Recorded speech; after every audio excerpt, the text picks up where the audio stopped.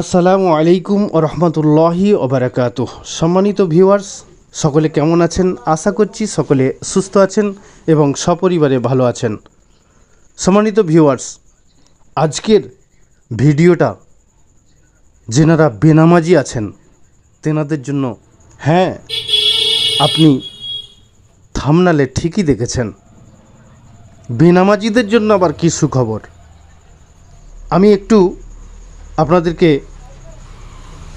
একটা কাহিনী বলবো, কিন্তু এই কাহিনীটা আপনি অবশ্যই ভাববেন, আপনি নিজেকে ভাবায়িত করে তুলবে ইনশাআল্লাহ। চলুন আজকের ভিডিওটা শুরু করা যাক।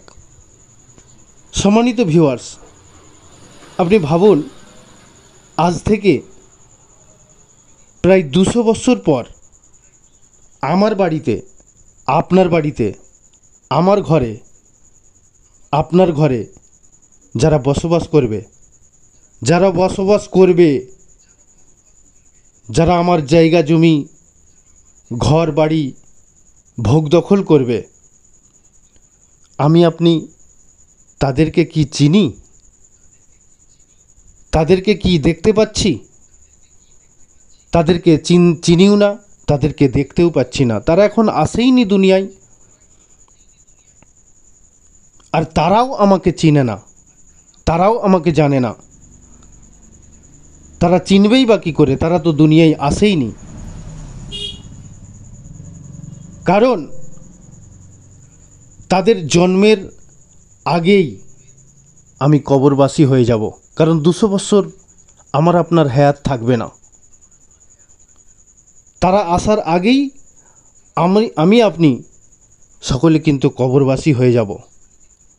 আর ততদিন মুছে যাবে আমার আপনার নাম ও নিশানা। কবরটাও নিশ্চিহ্ন হয়ে যাবে, কবরেও কোনো নিশানা পাওয়া যাবে না। কারণ তার উপরে মাটি, তার উপরে কবর, তার উপরে কবর, এইভাবে আমার কবরেরও নিশ্চিহ্ন হয়ে যাবে, নাম নিশানা মিটে যাবে। আর আমার সন্তানেরা যতদিন বেঁচে থাকবে ততদিন তারা হয়তো আমার আপনার কথা একটু মনে পড়লে একটা দীর্ঘশ্বাস ফেলবে। আহ, আমার আব্বা এতদিন বেঁচে ছিল, আমার আব্বা এতদিন মারা গেছে, একটা দীর্ঘশ্বাস ফেলবে। কিন্তু তাদের মৃত্যুর পর তাদের সন্তানেরা তাদের যতটুকু মিস করবে,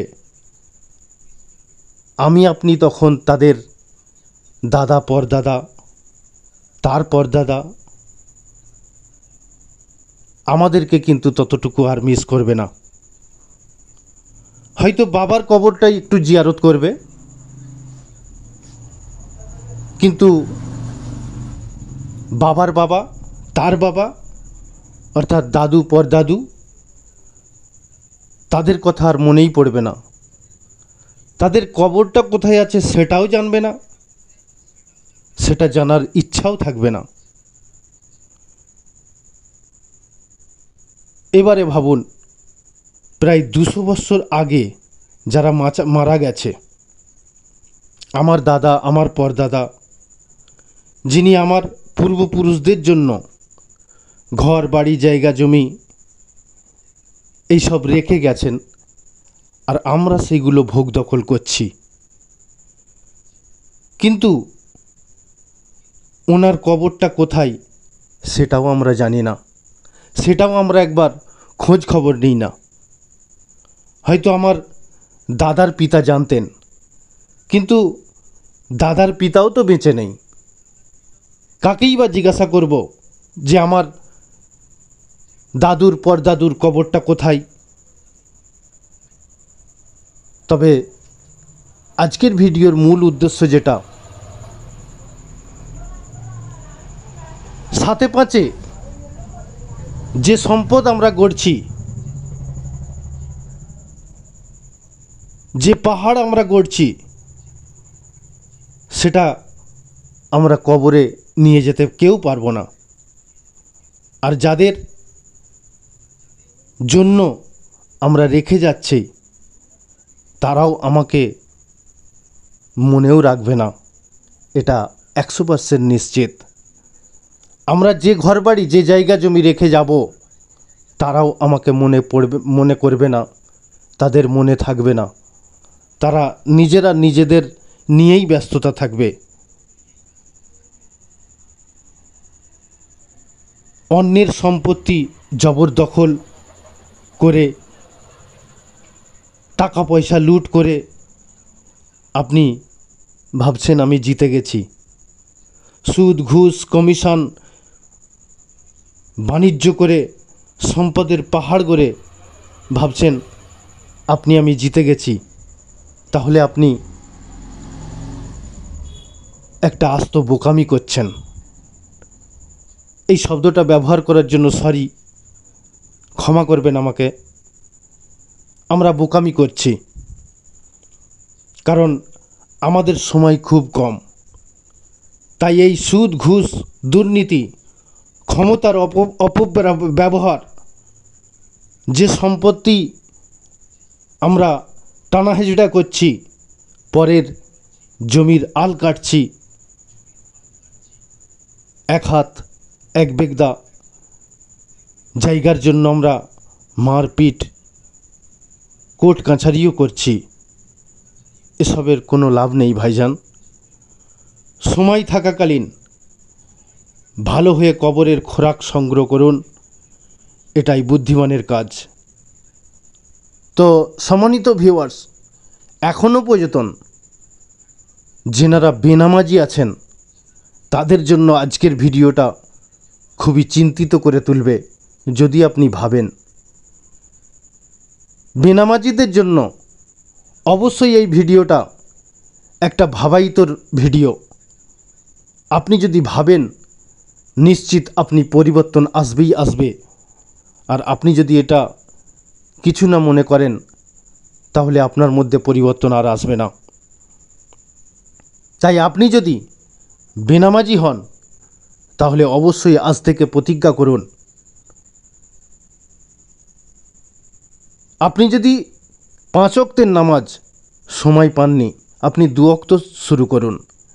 1 ওয়াক্তের সময় পাচ্ছেন, 1 ওয়াক্তেই আপনি নামাজ পড়ুন। আজকে চিন্তা করুন, আপনি নামাজ পড়েননি বলেই কিন্তু আপনার শরীরটা না পাগলিয়ে সারাদিন ঘোরাফেরা করছেন। অনেক সময় পেশাব করেছেন, হয়তো সময় মতন পানি নিতে পারেননি, ঢেলাকুলুকও করতে পারেননি, এমনও হয়। আর আপনি যদি নামাজ পড়তেন, যদি 1 ওয়াক্তের নামাজ পড়তেন, 2 ওয়াক্তের নামাজ পড়তেন, আপনার মনে অন্তত ভয় থাকতো যে আমাকে আসরের নামাজ পড়তে হবে, আমাকে মাগরিবের নামাজ পড়তে হবে, না পাক হলে হবে না। তাহলে আপনার শরীরটা পাক হতো। কখন কোন মুহূর্তে কার কোথায় কিভাবে মৌত আসবে আপনি আমি কেউই বলতে পারবো না। তাই মৃত্যু একদম সন্নিকটে, এসে গেছে, আসছে, এসে যাবে কোন মুহূর্তে, যে কোনো সময়, যে কোনো জায়গায়।